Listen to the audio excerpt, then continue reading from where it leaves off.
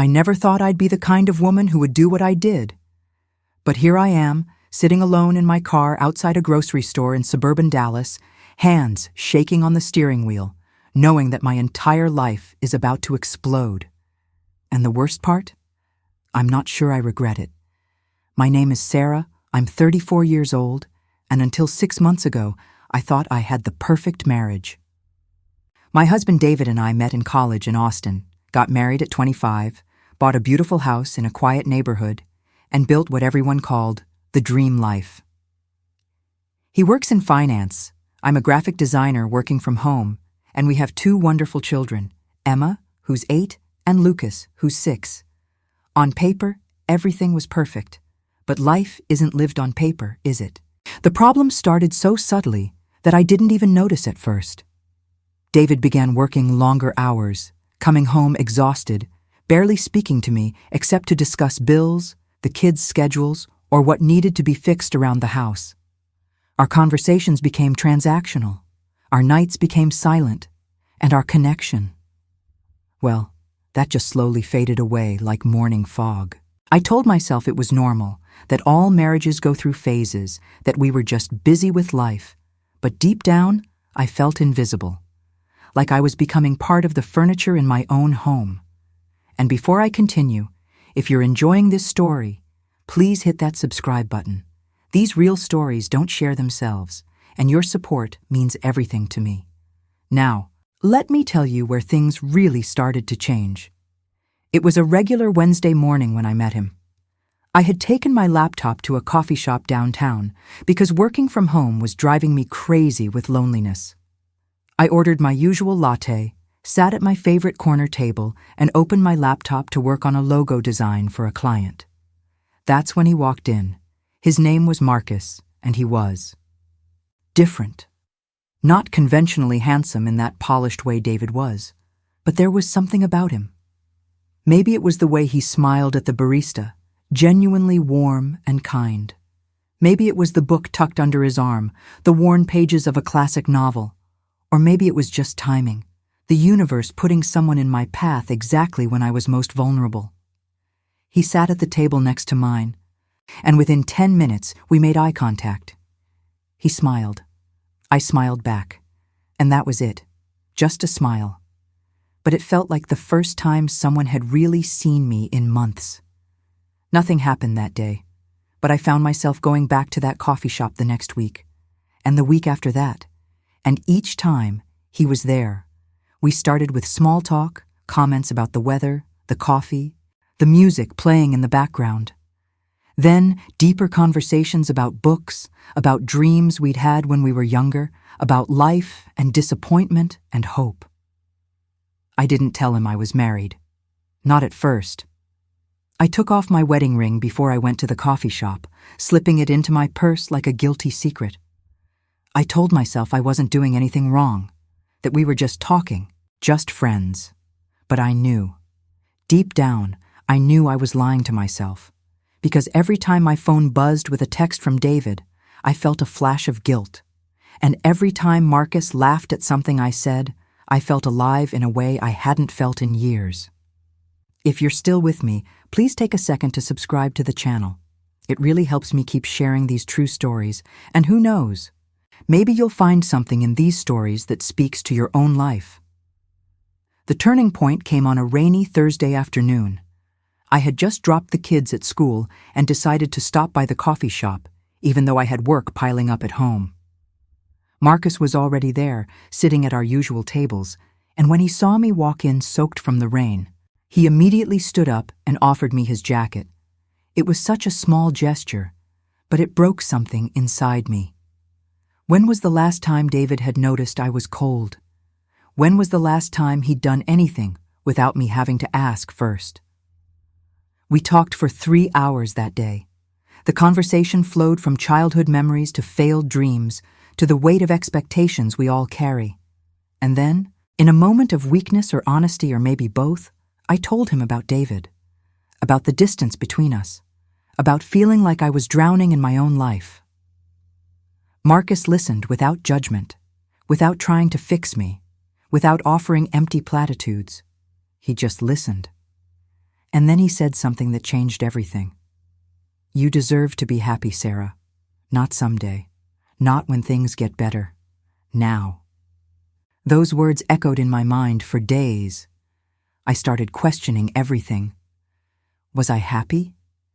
Had I ever been truly happy, or had I just been comfortable? Was staying in a dying marriage the right thing to do, or was I just too scared to admit it was over? The questions consumed me, and Marcus became the only person I could talk to about them. We started texting every day, innocent messages at first, but gradually becoming more personal, more intimate. Not sexual, never explicitly sexual, but emotionally intimate in a way that felt even more dangerous. David didn't notice. Or maybe he did and didn't care. He was so absorbed in his work, in his own world, that I could have been having an affair for months, and he wouldn't have known. The irony wasn't lost on me. I was emotionally cheating on my husband because he'd emotionally abandoned me first. But two wrongs don't make a right, do they? The guilt started eating at me, keeping me awake at night, making me snap at the kids for no reason, turning me into someone I didn't recognize. And if this story is resonating with you, I'd really appreciate it if you could hit that subscribe button. Sharing these real experiences creates a community where we can all feel less alone in our struggles. Then came the night that changed everything. David had a business conference in Chicago for 3 days. The kids were having a sleepover at my sister's house. I was completely alone for the first time in years, and instead of feeling relieved, I felt terrified, because I knew. I knew exactly what I wanted to do, and I knew it was wrong, but I couldn't stop myself. I texted Marcus. We had never met outside the coffee shop, never crossed that line. But that night I suggested we have dinner. Just dinner, I told myself. Just two friends having dinner.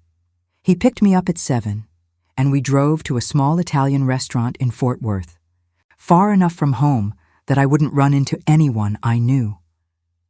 The evening was perfect in that dangerous way that makes you forget reality.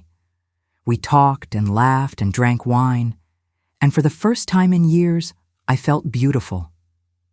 Not just physically attractive, but seen and valued and interesting.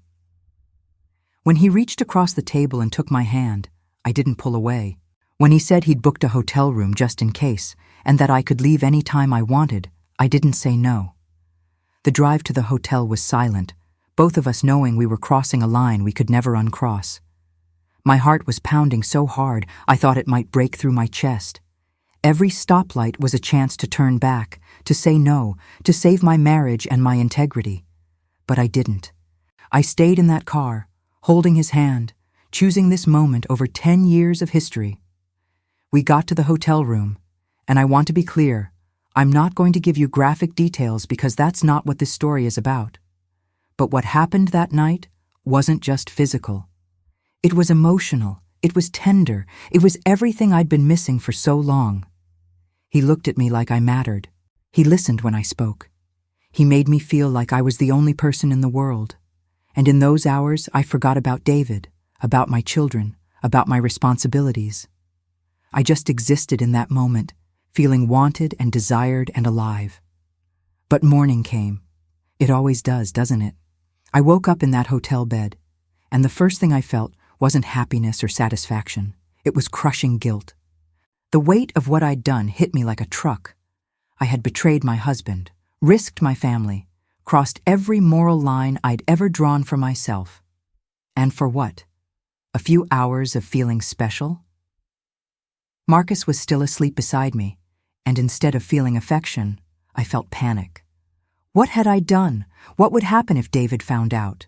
What would happen to my children? Please subscribe if you want to hear how this ends. These stories take courage to share, and knowing you're listening makes it worth it.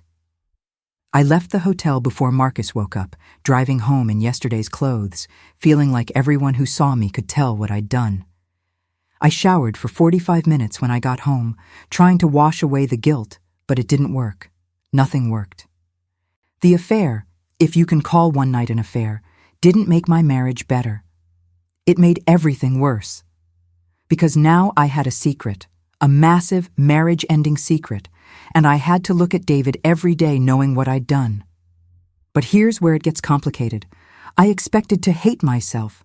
I expected to beg David for forgiveness, to confess everything, and try to rebuild. But that's not what happened. Instead, I found myself thinking about Marcus constantly, about how he made me feel, about whether that one night was a mistake or a glimpse of what my life could be. I started questioning whether staying with David was the right thing to do, even if he never found out about Marcus, because the affair wasn't the problem.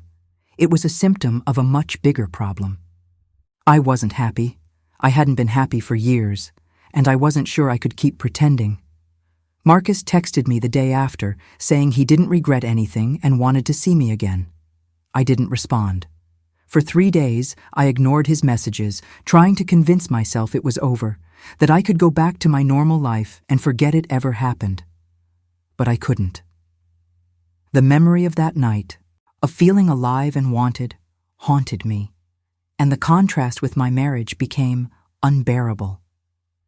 Every time David came home and barely acknowledged me, every time he chose his phone over a conversation, every time I felt invisible in my own home, I thought about Marcus, about someone who actually saw me. I know what you're thinking. I'm the villain in this story, right? The cheating wife who threw away her marriage for excitement. And maybe you're right.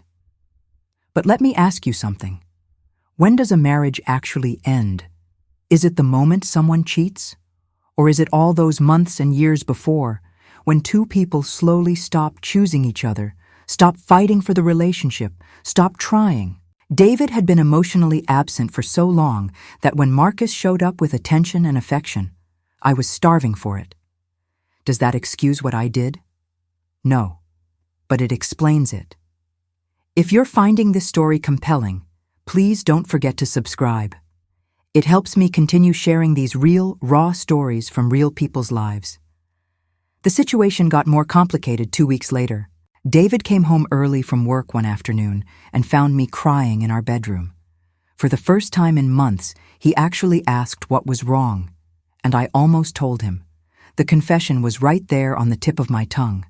I could have said it all, that I'd met someone, that I'd made a terrible mistake, that our marriage was dying and I didn't know how to save it, but I didn't. Instead, I said I was overwhelmed with work and the kids and just needed support. And you know what he did? He hugged me. After months of distance, he actually held me and said he'd try to be better. That hug should have made me feel better, but it made everything worse. Because now I had hope. Hope that maybe we could fix this, that maybe I didn't have to choose between my family and feeling alive. David started making an effort, small things like coming home earlier, asking about my day, planning a date night. And I wanted to feel happy about it, I really did. But all I could think was, why now? Why did it take me almost leaving for him to notice I existed? And was this real change, or just temporary guilt before things went back to how they were? Meanwhile, Marcus wouldn't give up. He kept texting, saying he understood I needed space, but that what we had was real and worth fighting for. He sent me flowers at the coffee shop, left notes in the book I'd been reading there. Part of me was touched, but part of me was terrified. What if David found out? What if someone saw us together and told him? The paranoia was consuming me, making me check my phone constantly, delete messages, create elaborate lies about where I'd been and who I'd seen. The breaking point came last week. David planned a surprise weekend getaway for our anniversary, just the two of us, kids with his parents. It should have been perfect, a chance to reconnect, to remember why we fell in love in the first place. We went to a bed and breakfast in the hill country, beautiful scenery, romantic setting, all the ingredients for healing. But I couldn't enjoy it. Every moment I was with David, I was thinking about Marcus. Every time David touched me, I compared it to that night in the hotel. Every conversation felt forced, like we were two strangers pretending to know each other. On the last night of the trip, David said he loved me and that he wanted to fix whatever was broken between us. He said he knew he'd been distant and he was sorry. He cried actual tears, the first time I'd seen him cry in years. And instead of feeling moved, I felt angry. Angry that it took this long, angry that I had to almost break before he cared, angry that I'd wasted so many years feeling invisible. But also angry at myself for throwing away someone who was finally trying for someone I barely knew. Subscribe to the channel if you want to see how stories like this unfold. Real people, real situations, real consequences. I came home from that trip more confused than ever. I had a husband who was finally trying to love me, but I didn't know if I loved him anymore. I had a man who made me feel alive, but I barely knew him outside of stolen moments in a coffee shop and one reckless night.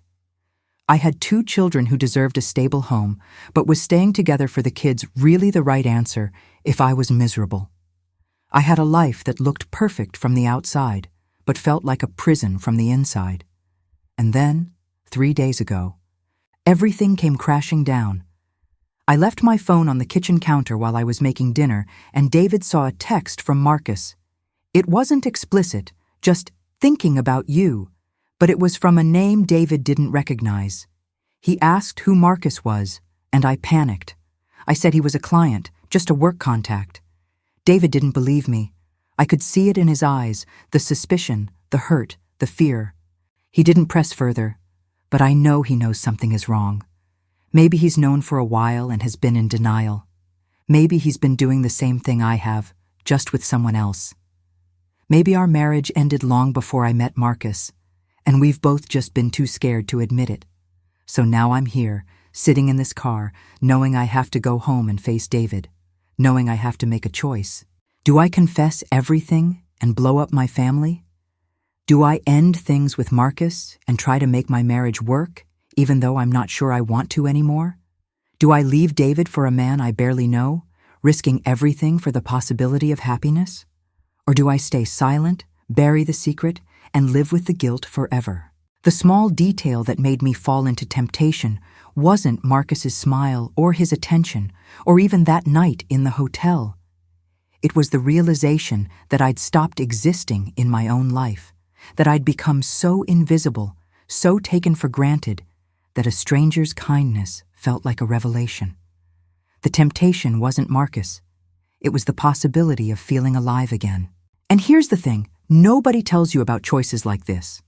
There's no good option. Every path leads to pain, to loss, to someone getting hurt. If I stay with David and end things with Marcus, I might spend the rest of my life wondering, what if? If I leave David for Marcus, I'll destroy my children's world and might discover that the grass isn't actually greener. If I confess, I lose control of the narrative and David might never forgive me. If I stay silent, I live with a secret that will eat me alive. If you've made it this far, please subscribe. Sharing these stories creates connection, and sometimes that's all we have. I don't know what I'm going to do. I thought I had it all figured out before I met Marcus. I thought I knew who I was and what I wanted. But now I'm not sure of anything. Maybe that's what happens when you stop living your life and start going through the motions. Maybe that's the price of invisible suffering. You become so numb that when someone finally sees you, you'd risk everything just to keep feeling that way. My hands are still shaking on this steering wheel. David is waiting for me at home, probably already suspicious, probably already pulling away again. Marcus is waiting for my response to his last text, asking when we can meet again. My children are waiting for their mother to come home and pretend everything is fine. And I'm sitting here, frozen, unable to move forward in any direction because they all feel equally wrong and equally right. The truth is, I'm not the villain in this story, but I'm not the victim either. I'm just a woman who got lost somewhere between who I was and who I became. A woman who made choices, both good and bad, trying to find her way back to herself. A woman who betrayed her husband, but also feels betrayed by years of neglect. A woman who wants to do the right thing, but doesn't know what the right thing even is anymore. So I'm asking you, whoever you are listening to this story right now, what would you do in my place? If you were sitting in this car, if you had my life, my choices, my guilt, what would you do? Would you fight for your marriage even if you're not sure it's worth saving? Would you choose the possibility of new love even if it means destroying what you've built? Would you confess and face the consequences? Or would you carry the secret forever? Please, leave your answer in the comments. Tell me your story if you've been in a situation like this. Tell me what you think I should do. Because right now, I genuinely don't know. And maybe, just maybe, hearing from you will help me figure it out. And before you go, please hit that subscribe button and turn on notifications. These stories matter because they're real, because they remind us we're not alone in our struggles, because sometimes hearing someone else's truth helps us face our own. Thank you for listening. Thank you for not judging. Thank you for being here. Now, if you'll excuse me, I have to go home and figure out how to live with the consequences of my choices, whatever those consequences end up being.